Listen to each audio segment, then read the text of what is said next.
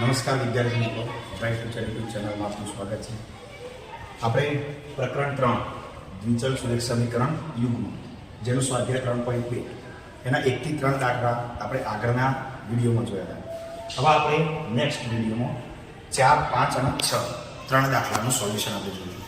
અહીંયા આપણે દાખલા નંબર 1 નો ચોથો દાખલો, જેની અંદર આપણે રકમ દશાંશ ચિહ્ન એટલે કે પોઈન્ટની અંદર આપણી તમે જુઓ 0.2x 0.3y બરાબર 1.3, એવી જ રીતે 0.4x પ્લસ 0.5y બરાબર 2.3. તો સૌપ્રથમ આપણે શું કરીશું, બંને રકમની અંદર પોઈન્ટ જે રહ્યા એને કોમન લઈ લઈશું, એટલે આપણી સંખ્યા ઈઝી થઈ જશે કે 2x પ્લસ 3y બરાબર 13, 4x પ્લસ 5y બરાબર 23. પછી જે રીતે આપણે આગળના દાખલામાં શીખ્યા કે સમીકરણ 1 નો આદેશ લેતા, એટલે આપણે સમીકરણ અહીંયા 1 આપ્યું છે એનો આદેશ લઈશું, એટલે આપણે x ના કરતા બનાવીશું. x ના કરતા બનાવીશું તો શું થશે, પ્લસ 3y બરાબર પેલી બાજુ જાય તો માઇનસ 3y થઈ જશે. બે અહીંયા ગુણાકારમાં છે તો ક્યાં જશે, એના ભાગાકારમાં. અહીંયા આપણે નવું સમીકરણ મળશે 3 નંબર, જેની અંદર x ની કિંમત આપણને મળી. હવે આપણે સમીકરણ જે 3 ની કિંમત આપણને મળી એ કિંમતના આપણે સમીકરણ 2 ની અંદર, એટલે કે આ સમીકરણ અથવા તો આ સમીકરણ, બંનેમાંથી કોઈ પણ એક સમીકરણની અંદર આપણે x ની કિંમત મૂકવાની.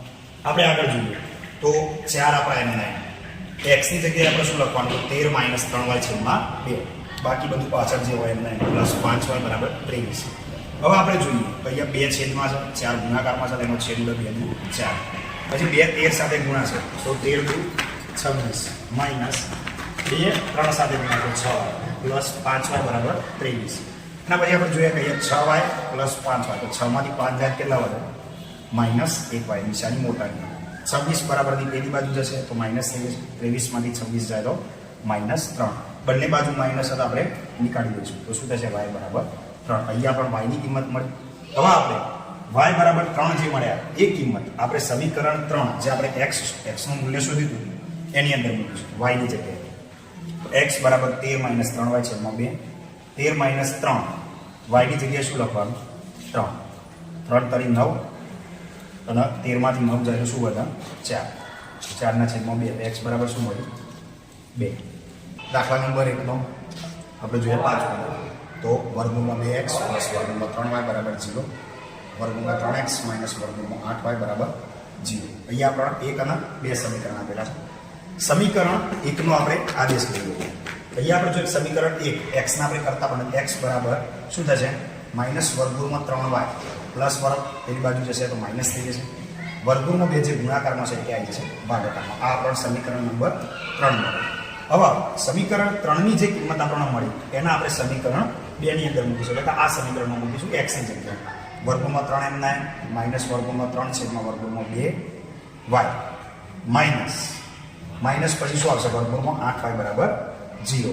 હવે આપણે જોઈએ કે વર્ગમૂળમાં 3 અને વર્ગમૂળમાં માઇનસ 3 માઇનસ વર્ગમૂળમાં 3 આ બંનેનો ગુણાકાર કરીએ તો શું થઈ જાય, માઇનસ 3y છેદમાં શું આવશે, વર્ગમૂળમાં 2 માઇનસ વર્ગમૂળમાં 8y બરાબર 0 એમના એમ. હવે આપણે આ બંનેની જો બાદબાકી અથવા તો સરવાળો કરવો પડે તો શું કરવું પડે, તો બંનેના છેદ સરખા કરવા પડે. તો બંનેના છેદમાં આપણે શું લખ્યું, વર્ગમૂળમાં 2. જો અહીંયા વર્ગમૂળમાં 2 લખીએ એટલે વર્ગમૂળમાં 2 8 સાથે પણ ગુણે, વર્ગમૂળમાં 2 ગુણ્યા વર્ગમૂળમાં 8 તો એનો ગુણાકાર થશે વર્ગમૂળમાં 16. વર્ગમૂળમાં 16 તો આપણે બધા ખબર જ છે કે 16 4 નું વર્ગમૂળ, તો આપણે લખી દીધું માઇનસ 4y, આ માઇનસ 3y એમને નીચે વર્ગમૂળમાં 2 પણ એમને. હવે વર્ગમૂળમાં 2 અહીંયા ભાગાકારમાં છે, બરાબરની પેલી બાજુ જશે તો ક્યાં જશે, ગુણાકારમાં જશે. ગુણાકારમાં જાય તો 0 થાય. અહીંયા માઇનસ માઇનસ પ્લસ તો માઇનસ 7y, 7 અહીંયા ગુણાકારમાં છે એ પણ બરાબરની પેલી બાજુ જશે, શું થાય છે, 0. તો આપણને y ની મૂલ્ય મળશે 0. હવે જો y બરાબર 0 મળ્યું તો આપણે આગળ જે રીતે દાખલામાં કરીએ રીતે કે ભાઈ y નું મૂલ્ય આપણે સમીકરણ જે 3 શોધેલું છે આ એની અંદર y ની જગ્યાએ આપણે 0 મૂકીશું તો શું થશે, y નો ગુણાકાર આ કિંમત સાથે થાય તો x બરાબર પણ આપણને 0 મળશે. દાખલા નંબર 1 નો છઠ્ઠો દાખલો, જેની અંદર રકમ આપી છે 3x ના છેદમાં 2 માઇનસ 5y ના છેદમાં 3 બરાબર માઇનસ 2. બીજી રકમ આપી છે x ના છેદમાં 3 પ્લસ y ના છેદમાં 2 બરાબર 13 ના છેદમાં. અહીંયા બંને સમીકરણ આપણને જે આપે એ સુરેખ સમીકરણ નહીં, બરાબર. તો એના આપણે પહેલા શું કરીશું, સુરેખ બનાવીશું, જેના માટે આપણે લસા લઈશું 3 અને 2 નો. 3 અને 2 નો લસા થાય 6. અહીંયા આપણે જોઈએ કે આના આ પદના 6 બનાવવા માટે આપણે 3 વડે ગુણવાનું, એવી જ રીતે આ પદના 6 બનાવવા માટે આપણે 2 વડે ગુણીશું. જો નીચે 2 વડે ગુણો ઉપર પણ તમારે એ જ રીતે 2 વડે અને 3 વડે ગુણવું પડે. અહીંયા થશે 3 તારી 9x, 5 × 10y, નીચે કોમન થઈ જશે 6. 6 આપણા ભાગાકારમાં છે બરાબરની પેલી બાજુ જશે તો ગુણાકારમાં જશે. જે આપણું સમીકરણ છે સુરેખ મળશે 9x - 10y બરાબર -12. આ સમીકરણ નંબર 1. એવી જ રીતે આપણે બીજા સમીકરણની અંદર લસા લઈએ. એમાં પણ 3 અને 2 એટલે 6 જ લસા થશે. 3 અને 2 વડે ગુણો, 2 અને 3 વડે ગુણો, ઉપર પણ એ જ રીતે ગુણાશે. 2x + 3y છેદમાં કોમન 6 બરાબર 13 ના છેદમાં 6 ભાગાકારમાં છે બરાબરની પેલી બાજુ જશે ક્યાં જશે ગુણાકારમાં. 6 6 ઉડી જાય તો આપણું સમીકરણ મળશે 2x + 3y બરાબર 13. આ સમીકરણ નંબર 2. હવે આપણે જે રેગ્યુલર જે આપણે રીતે ગણીએ છીએ કે ભાઈ સમીકરણ 2 નો આદેશ આપણે લેવાનો. સમીકરણ 2 નો આદેશ લઈએ તો આમાં x ના કરતા બનાવો. x ના કરતા બનાવશો તો શું થશે +3y બરાબરની પેલી બાજુ છે 13 - 3y. 2 અહીંયા ગુણાકારમાં છે તો એના ભાગાકારમાં આવશે. હવે આપણે બીજા પેજમાં જોઈએ એના જ વસ્તુ કે સમીકરણ 3 ની કિંમત હવે આપણે સમીકરણ 1 માં મૂકવાની. તો સમીકરણ 1 આપણું આ પ્રમાણે છે 9x - 10y બરાબર -12. x ની જગ્યાએ આપણે મૂકીશું 13 - 3y છેદમાં 2 -10y બરાબર -12. હવે 9 13 સાથે ગુણાય તો 13 ના y 117 માઇનસ 9 3 સાથે ગુણાય તો 9 3 27 27y છેદમાં 2 -10y બરાબર -12. હવે આપણે જોઈએ તો બંનેના છેદ સરખા કરવાના. જે રીતે આપણે આગળ કરી રીતે તો અહીંયા 10 ના 2 સાથે ગુણવાનું, 2 વડે ભાગવાનું, જેથી બંનેના છેદ સરખા થાય. 117 - 27y - 20y છેદમાં 2 બરાબર -12. હવે 117 અને 20 અને 27 એ બંનેનો આપણે સરવાળો કરજો 47y થયો છેદમાં 2 બરાબર -12. 2 અહીંયા ભાગાકારમાં છે તો ગુણાકારમાં જશે તો 12 નું 24 થશે. તો આપણને આ પ્રકાર સમીકરણ મળશે 117 - 47y બરાબર -24.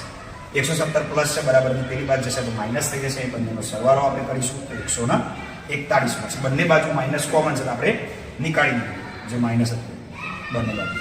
47 હવે ભાગાકારમાં જશે, ગુણાકાર છે એમાંથી ભાગાકારમાં y બરાબર 141 છેદમાં 47. તો આપણે y ની કિંમત મળશે 3. હવે y ની કિંમત જે આપણે 3 મળી એ આપણે સમીકરણ 3 માં મૂકી હોય. x બરાબર 13 - 3y છેદમાં 2. તો x બરાબર 13 - 3 y ની જગ્યાએ આપણે 3 લખીશું તો 3 તારી 9, 13 માંથી 9 જાય તો 4. 4 ના છેદમાં 2 તો x બરાબર મળશે 2. હવે આપણે ફરીથી મળીશું નેક્સ્ટ.